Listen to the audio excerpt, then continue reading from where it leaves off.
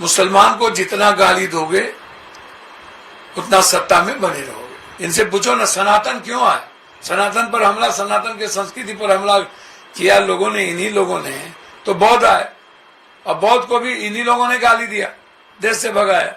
ये किसी को नहीं छोड़ेंगे, सबको बांटेंगे।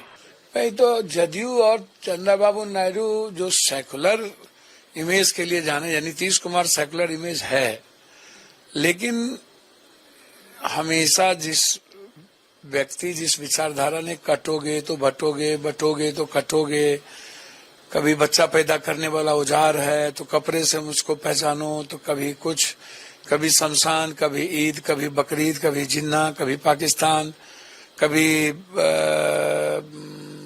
तलाक, तो कभी एनआरसी, कभी सीए, तो कभी वक्फ। कोई मीनिंग नहीं था। मुद्दों को भटकाओ। आपने कभी मुसलमानों के इतने 11 साल 13 साल के बाद आपको याद आता है, 11 साल 13 में था आप, उसके पहले अटल जी थे। तो आप हमेशा मुद्दों को भटकाने के लिए, कभी चीन के मुद्दों को भटकाने के लिए, टैरिफ की जो हालात हुई उसके भटकाने के लिए, जो नोटबंदी में आपने मुसलमानों के पैसे को खत्म कर देंगे, जब वो नहीं हुआ 140 हिंदू मर गए। और इसी तरह जो भी स्थिति नोटबंदी की भी, जीएसटी की भी देखोगे तो इनका हमला हर मुद्दों पर मुसलमान। पुलवामा को देखोगे, वहां नफरत पैदा करने, जमात पर गाली देने का इन्होंने काम किया, जमात जैसी संस्थाओं को इन्होंने गाली देने का काम किया। तो इस तरीके से इनका एक नफरत नहीं है। इन्होंने तो पहले क्रिश्चियन पर हमला किया। इनके गुरु गोलवलकर ने तो सभी धर्मों को कहा था कि जो भारत में रहेगा उसको हिंदू बनना पड़ेगा। तो आज की बात नहीं है, ये तो सिखों को खालिस्तान कहता है। ये मंडल कमिंडल के बीच झगड़ा लगा दिया था और आरक्षण के खिलाफ ये सबसे पहली लड़ाई इन्होंने लड़ी।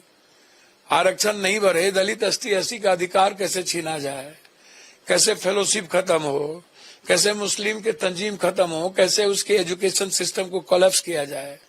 ये तो हमेशा एक बार भी इन्होंने इकोनॉमी की बात नहीं की। तो ये क्या मुसलमान की बात करेंगे भाई? ये पिछड़ा, अत्यंत पिछड़ा, या ये कटोगे तो बटोगे, गाली दोगे, तो ये कौन बेचेगा जमीन? तो जिस तरीके का राजनीति, नफरत, की तो आत्मघाती दस्ता की, आत्मघाती जदयू के लिए है। जदयू में 90% लोग ऐसे हैं जिन्हें माइनॉरिटी से, दलित, ईबीसी से मतलब नहीं है। वो लोग विभिजन है। अब वो नीतीश कुमार जी के सेकुलर इमेज से उनको कोई मतलब नहीं है। देखना ना बीजेपी क्या करेगी। तंज कसने की बात क्या है? आप हमें बताओ ना, बीजेपी के पास एजेंडे क्या है?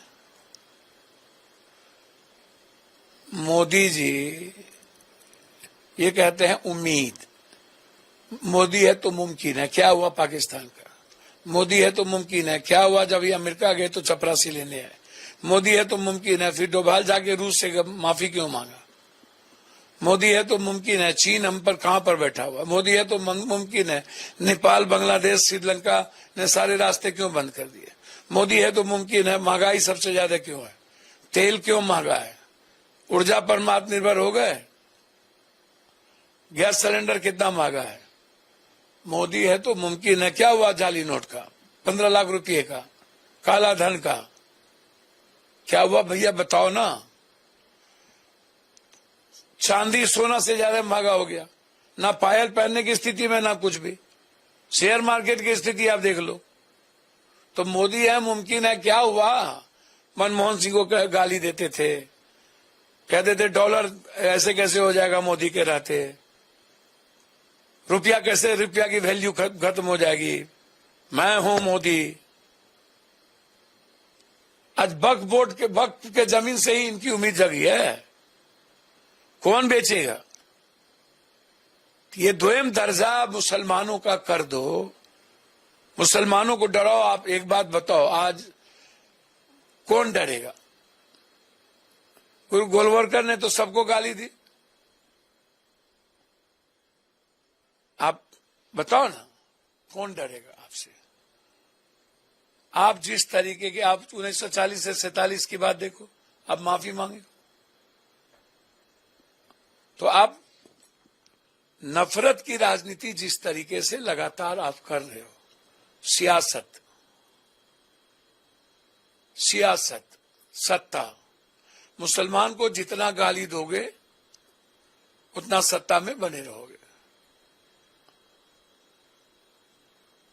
आप नॉर्थ साउथ को बांट दिए, आप हिंदी पट्टी को बांटते हो, आप जाट को गाली देते हो, आप मराठी को गाली देते हो, किसको बकसते हो? क्रिश्चियन को आपने धर्मांत को लेकर के आपने क्या कहा?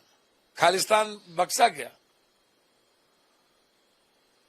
भैया हम पर हमला अमेरिका कर रहा है, उस पर मौन हो।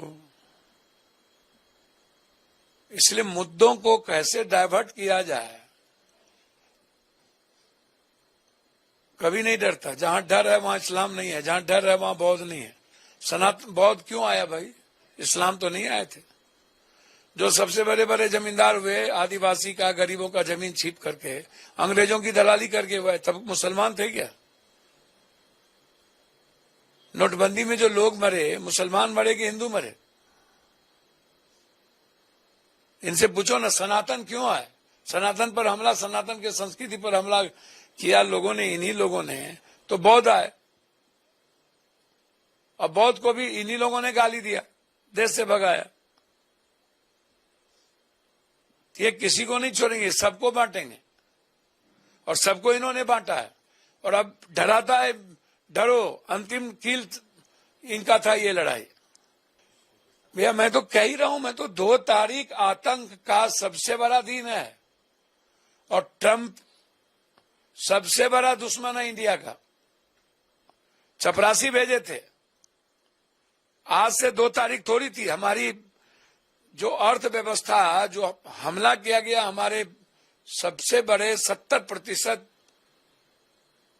काश्तकार पर, खेतीहर पर, आप हमारी जिंदगी कहां चली जाएगी उसको आप सोचो ना। एक बार भी टैरिफ के खिलाफ, अमेरिका के खिलाफ हम बात कर रहे हैं? हम जवाब दे रहे हैं? क्यों? आप बताइए।